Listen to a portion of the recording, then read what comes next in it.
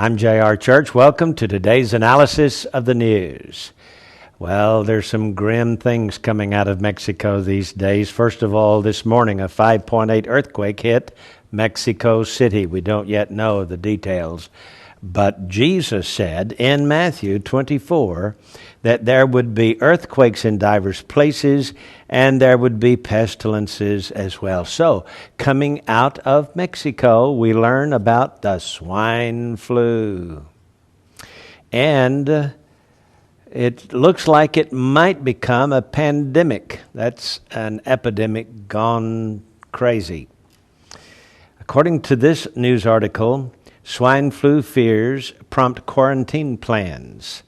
Global health officials tried Sunday to come up with uniform ways to battle a deadly strain of swine flu. Nations from New Zealand to France reported new suspected cases, and some warned citizens against travel to North America. World Health Organization Director General Margaret Chan held teleconferences with staff and flu experts around the world, but stopped short of recommending specific measures to halt the disease beyond urging governments to step up their surveillance of suspicious outbreaks.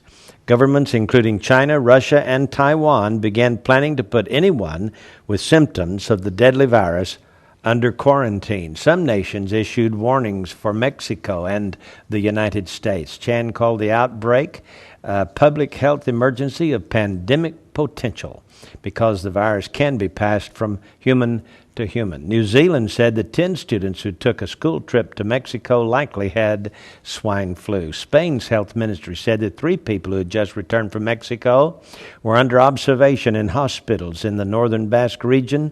And Mexico closed its schools, its museums, its libraries, and theaters. In the United States, there have been at least 11 confirmed cases of the swine flu in California, and Texas, and Kansas.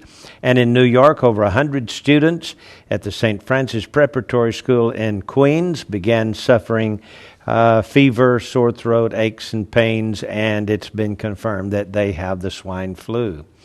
So, the swine flu is moving not just from Mexico out across the world.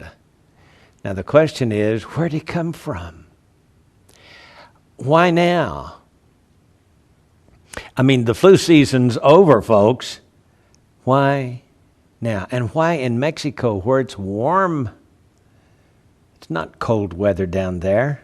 Well, here's a strange article from Jolly Roger. I don't know who Jolly Roger is, but it's from the internet. It says, if you sell crack, join a gang, or rob the mob, you can expect to die a violent death. But if you listen to your mother, eat all the right food, study hard in college, become a microbiologist, you should expect to live to a ripe old age and die peacefully. That being the case, a few eyebrows were raised when 5 microbiologists either disappeared or died mysteriously violent deaths in the year 2001. A short time later, that number rose to 19, and then to 29. They were found stabbed to death in the trunks of cars, thrown off bridges, or they wrapped their cars around trees after their brake fluid disappeared. Once again, this is the stuff Hollywood spy stories are made of, and not the way you'd expect a microbiologist to die. But by the year 2005, we lost 40 microbiologists in less than 4 years, all under suspicious circumstances. And during this time, someone discovered that they were all working for the government or government contractors on projects related to bioterrorism, flu pandemics, or anthrax. Obviously, they weren't trying to find a cure for anything, or there would be no need to silence them. Then it was discovered that our government was involved in strange experiments that involved exhuming bodies of people that were killed in the 1918 Spanish flu and genetically engineered flu viruses. All the while, the media is preparing the public with stories of bird flu, wiping out thousands of chickens and a few people here and there. Well, the good folks at FEMA predicted a need for a few million plastic coffins, which are now spread out across the country. But despite this revelation, most Americans still think their biggest concern is a toss-up between the Super Bowl and American Idol. Well, I don't know exactly what to make of it, but the gist of that story is this flu epidemic, or pandemic as you may want to call it, may not be an accident. There may be some reason to call for a national emergency and a new world order of all things. Well, here's another interesting article. 100 days in office, coronated Messiah.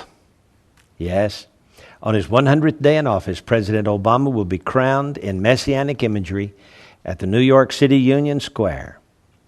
Artist Michael D'Antonio's painting entitled The Truth, featuring Obama with his arms outstretched, wearing a crown of thorns upon his head, will be unveiled on April 29th at the square's South Plaza. 30 inches wide, tall, 54 inches wide, the acrylic painting on canvas depicts President Obama appearing much like Jesus Christ on the cross. Atop his head, a crown of thorns. Behind him, the dark veil being lifted on the presidential seal. Or is it being closed on the presidential seal? Nobody knows for sure. Even the title of the piece, The Truth, suggests a play on biblical themes. As Jesus said in John 14:6, I am the way, the truth, and the life. No man cometh unto the Father but by me. More than a presidential portrait, writes the artist D'Antonio, a website touting the painting. He wrote this on a website. He said, quote, "The truth is a politically, religiously, and socially charged statement on our nation's current political climate and deep partisan divide that is sure to create a dialogue." Like others in the news who have depicted Obama in Christ-like imagery, D'Antonio insists he isn't claiming the man is the Messiah, but only inviting individual interpretation. The truth, like beauty, he says, is in the eye of the beholder. Well, and he says you can email him with your reactions to the piece, answering his posed question, what's your truth? It sounds kind of like some Roman potentate once asked Jesus, doesn't it? What is truth? Well, in January, artist Matthew J. Clark paraded a sculpture of Obama riding a donkey and preceded by waving palm fronds, and reminiscent of Jesus' entry into Jerusalem in the 21st chapter of Matthew, and foretold by the prophet Zechariah, behold, your king cometh unto thee, is just, having salvation, lowly, and riding upon an ass. Now, you got to understand that this picture shows him with arms outstretched and a crown of thorns on his brow. And this one shows him riding a donkey. Wow. There are a lot of people who are anxious to declare him the Messiah, it seems to me. Oh, do you remember Louis Farrakhan, head of the Nation of Islam, who said, Obama is the Messiah? Yes, he did.